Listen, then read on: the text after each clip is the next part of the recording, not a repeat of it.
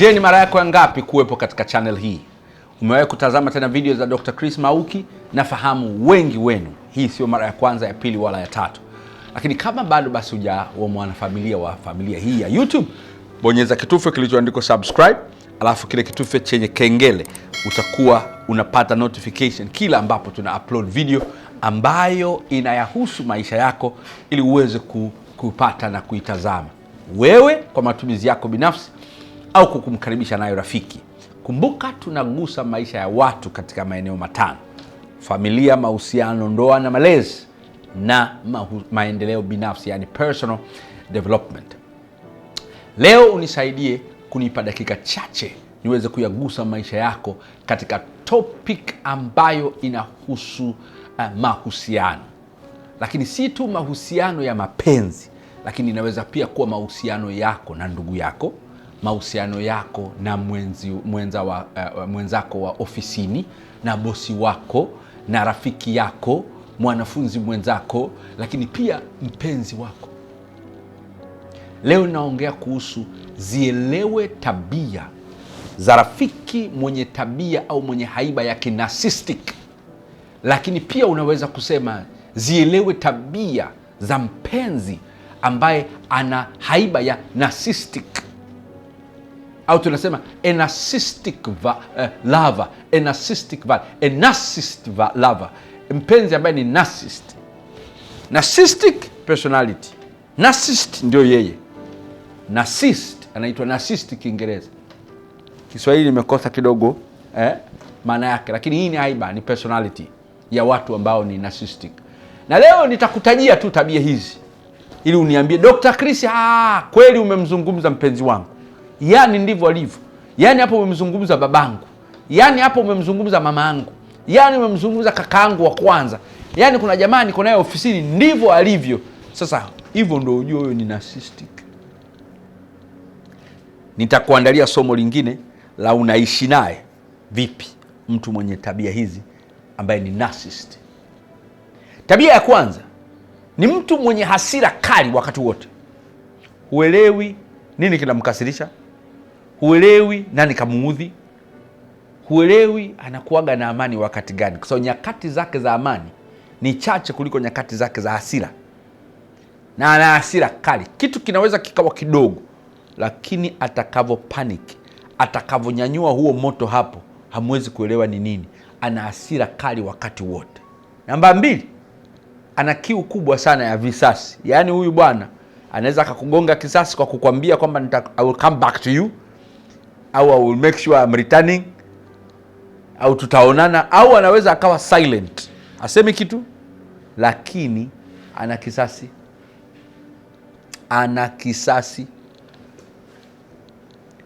Kisasi kwake ni sehemu ya maisha. Hakilali kwake wakati wote, lazima akurudie, lazima akutengeneze kisasi. Cold or hot, atafanya kisasi. Tabia ya 3, ana hofu ya kuzidiwa. Tunaita nini? Insecurity. Inferiority complex. Hataki kushindwa kwenye kitu chochote, anapambana yeye ashinde, anapambana pointi yake ishinde, anapambana hoja yake ishinde, anapambana yeye mwenyewe ashinde. Hataki kushindwa, na akiona kuna dalili za kumshinda, mtapambana vibaya mno. Huyu mtu ni ama lake ama halifanyiki kabisa. Tabia ya 4, anajitetea kwenye kila kitu. Very defensive. Yaani hakosei, atajitetea kuhakikisha kwamba mtamuona he was right or she was right. Anajitetea kwenye kila kitu. Hataki aonekane yeye amekosea. He will make an excuse kwamba he was okay. Tabia ya 5, anahisi umpende wakati wote. Yaani they are not confident kwamba wanapendwa. Atauliza, unaona unipendi? Naona kama unipendi au unataka kuniacha? Yaani every time anahisi kwamba anaachwa, hapendwi. Kuna watu wengine wanapendelewa, upendo kwake umepungua. Ni mlalamishi wa kuona kwamba hapendwi inavyotaka. Sasa unaweza kumpenda sana, lakini ukashangaa mbona kama anaona kama bado. That's why it's very hard to love this kind of people.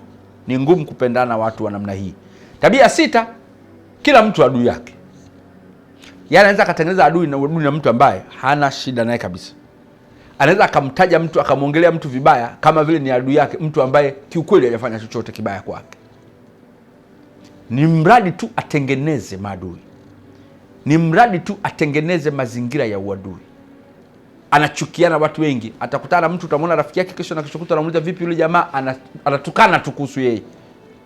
Lakini 7, anataka kila kitu kizuri kimuhusu yeye, kila jambo zuri limuhusu yeye, kila kitu kizuri kinachoongeza na yeye basi alikuwepo na yeye anahusika. Na asipohusika kwenye hilo jambo zuri, aisee, mtapata hasira na yeye atakasirikia watu, mtaipata fresh. Na mwisho ana wivu na mtu yoyote, especially ana wivu na mtu ambaye anapata attention. Kwa nini? Kwa sababu anataka attention iwe kwake, anataka yeye ndio awe center of attention. Sasa attention ikienda kwa mtu mwingine, mnamsikiliza mwingine yeye mumsikilize, au mnamtazama mwingine yeye mumtazame, au mmeweka focus kwa mtu mwingine yeye anaona yule mtu anataka kumzidi, yule mtu anataka kuchukua utukufu wake. Ni vita, atamchukia yule mtu, atawachukia nyinyi. These are the narcissistic people.